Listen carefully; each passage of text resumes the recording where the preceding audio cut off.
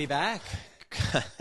Bringing back the band. It's been a few years, hasn't it? Right? Yeah. For those out there that don't know, Jason and I had a radio show on a local radio station for 4 years. Yeah. We did over 200 episodes. Yeah. And the show was called It's Your Wealth. So obviously now that we're doing a podcast edition, it is It's Your Wealth, the podcast edition. So we're moving into the 21st century. It is the 21st century, right? Is the newest thing, right? Absolutely. We have a fantastic show for all of you today, and we've been dealing with COVID for the past 2 years, and I came across a great article out of the Canadian Institute of Actuaries, and the article went like this. It was Why Canadians Are Less Prepared for Retirement Because of COVID-19, and the 7 strategies that we think will help make sure that you retire as planned. And, Jason, it's been a really difficult 2 years. I mean, I think back to March of 2020, we got the news that we were going to lock things down, and actually it's been 3 calendar years. So I think we're at the end of the, hopefully the lockdown and the pandemic's going to be hopefully over soon. But, Canadians have really struggled and sacrificed for the past 2 years on this. Let's hope it's almost done.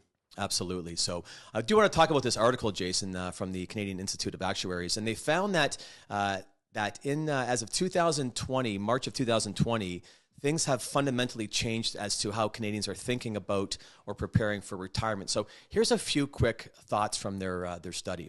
So 1 in 4 non-retired Canadians reported that the pandemic has actually impacted their timeline to retire. So 25% of Canadians that aren't retired has said that this has really impacted the ability for them to retire.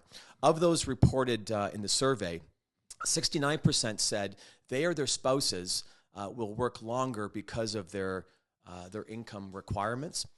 8% in the survey said that they will retire sooner because of fears of returning back to work. So you've got lots of Canadians that are really worried and that have had an impact because of COVID-19. Yeah, it doesn't sound like much, 8%, but when you widen the lens a little bit, that 8% can really add up to a lot of opportunities for some younger people. Well, that's the one good thing. In our next show, we're going to talk about the youth and what's happening with them. But, the 8%, what it does do from a company point of view is, in most cases, those retiring are going to be probably in their 60s, maybe early 60s, mid 60s. So a lot of corporations, if they decide to retire, are going to be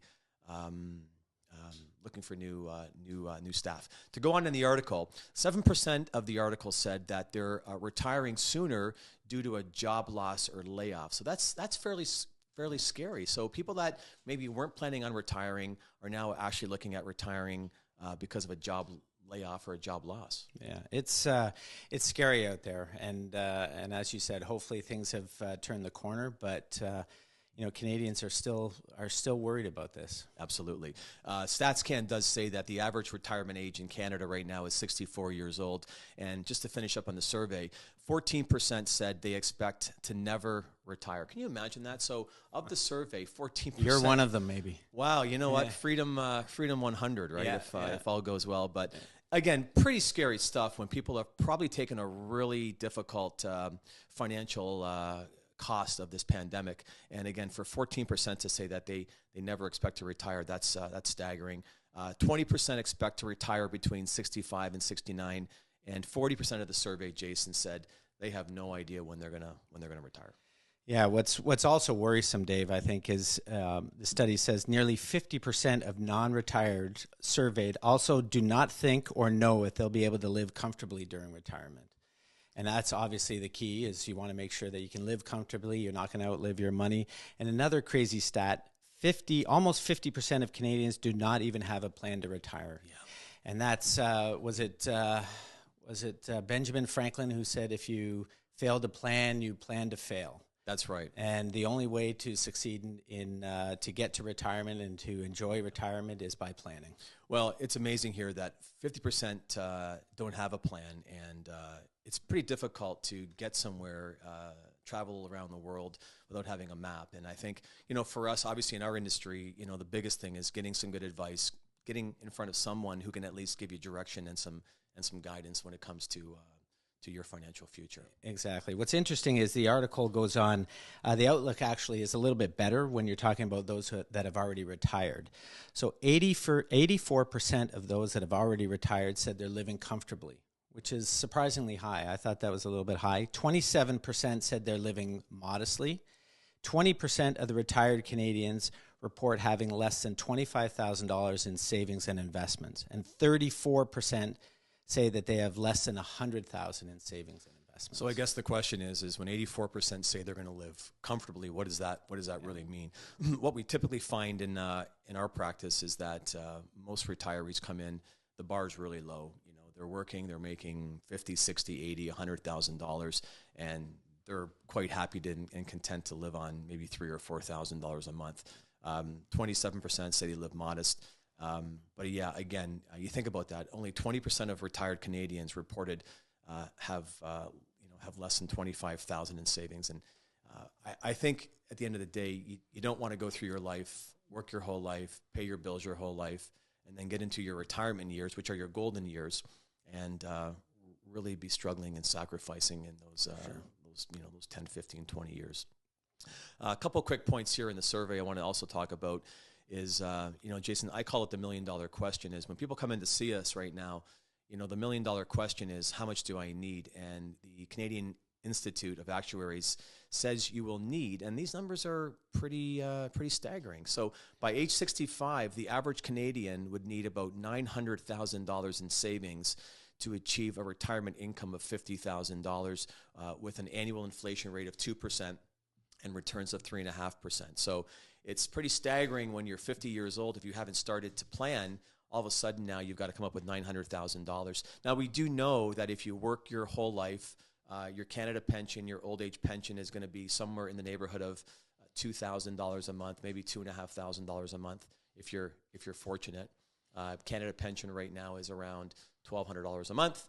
Old age pension's about $500 or $600. If you get a spouse, hopefully you've got three or maybe a bit more than that, $3,000 coming in per month. But it's a big number for people to try and achieve. Yeah, and it also says that the average income for retirees is around $4,300 a month. So again, with CPP, with OAS, maybe some other government programs like the Guaranteed Income Supplement, it's a tough thing to achieve. That $900,000 mark is not easy, especially if you don't plan early. It takes a lot of savings to get to $900,000. For sure. And again, they're talking about 2% inflation, so that $50,000 income, if you have $50,000 today, it'll be $50,000 plus 2%, and you'll have that inflationary bumper built into it. But we do know that in 2022, the talk is that inflation rates are running, 4, 5, 6, 7%. So you need to have that size of capital.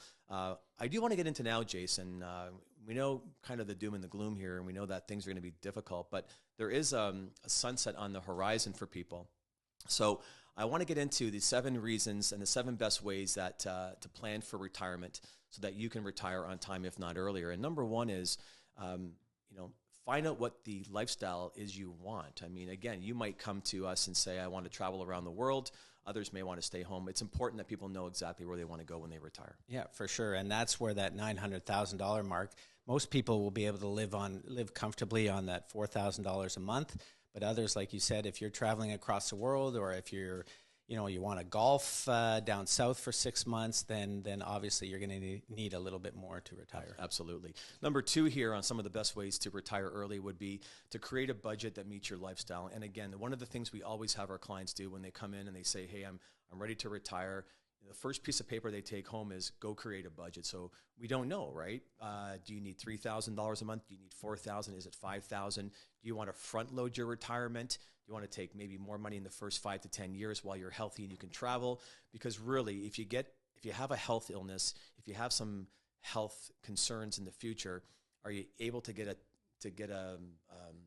out of country medical plan to go to Florida for 3 or 4 months? Probably not. So it's important that you understand your budget going forward. Yeah, and the budget is one of those things that most people don't do, right? They don't budget when they're younger, and they don't budget when they're retired. So.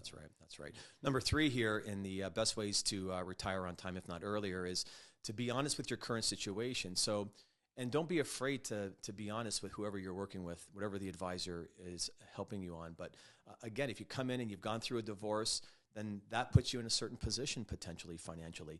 If you've gone through some health issues, if you've had your job taken away, if you've had to change careers, it's okay to be honest with your situation. And again, maybe it's just, again, with good planning, you can build around it. Number 4 here is which is critical, and it's what we do all day long, is invest accordingly to your timelines and the required returns that you're going to need to meet your objectives. Yeah.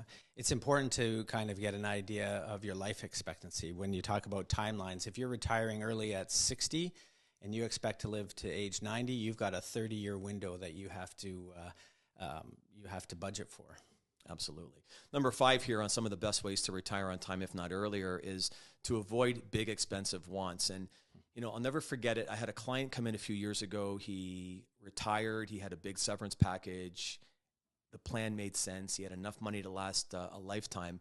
And in the first month or two of retirement, he calls me and he says, I want to put in a new kitchen in my house. And I said, well, what's that going to cost you? And he said, it's $30,000 or $40,000. I said, well, again, it was an RSP money, so $30,000 or $40,000. We had to redeem maybe $50,000 or $60,000. You know, 6 months later, he wants a new roof. 6 months later, he wants to give his daughter some money for the wedding. And I said to him, you know, these are big wants. I get this. But if you're talking to your advisor and you've got a plan, and all of a sudden you've pulled out $200,000 out of your portfolio, it really does affect the long-term viability of the plan. Well, especially if you have some negative returns too early on. If you're pulling out, as you said, you pull out $30,000, $40,000, $50,000 plus your regular, you know, your general monthly income, then it can really add up, and then you're going to have a difficult time maintaining that budget. Exactly. Number 6 here on some of the best ways to retire on time, if not earlier, is just do a simple retirement analysis. I mean, there's great software out there. Planners have software. I'm sure there's online software tools if you do it yourself. But, you know, plug your numbers in, plug in your income, plug in your assets, plug in your needs, your timelines, and just see if there's enough sustainability within your portfolio to last a lifetime. I agree. There's lots of great online tools as well. Absolutely. And number 7 here of the best ways to retire on time, if not earlier, is don't be afraid to seek professional help if needed. That's what we're here for. Yeah, it's a simple. We do it all day long. It's a simple formula, and you know, for those out there right now, we understand that it's been a difficult year, if not 2 years, going on 3rd calendar year. But I think I always say it's darkest just before the dawn. Hopefully, you know, March, April, May, we see this pandemic end. We see us getting back to a normal life. We see things opening up. We see business owners able to go back and produce an income and pay down some of their debt and deal with some of their anxiety. We'll see, hopefully, at some point, hopefully interest rates come back down again. There's talk that rates are going to go up a little bit. That could possibly happen. The Bank of Canada is looking at increasing interest rates to borrowing money from the banks, and we're also hoping that at some point, you know, these prices. I mean, you look at the price of food and the price of groceries and the price of gasoline. I mean, is becoming extraordinary, right? Yeah. So it's crazy, but again, it's all about planning and making sure that you've got the right people behind you. Absolutely. So in closing, thanks for watching. Thanks for listening. Look for us on our new YouTube station. The YouTube station will be called It's Your Wealth, the podcast. And again, thanks for tuning in, and feel free to share the podcast with all your friends. And we look forward to our next talk in a few weeks.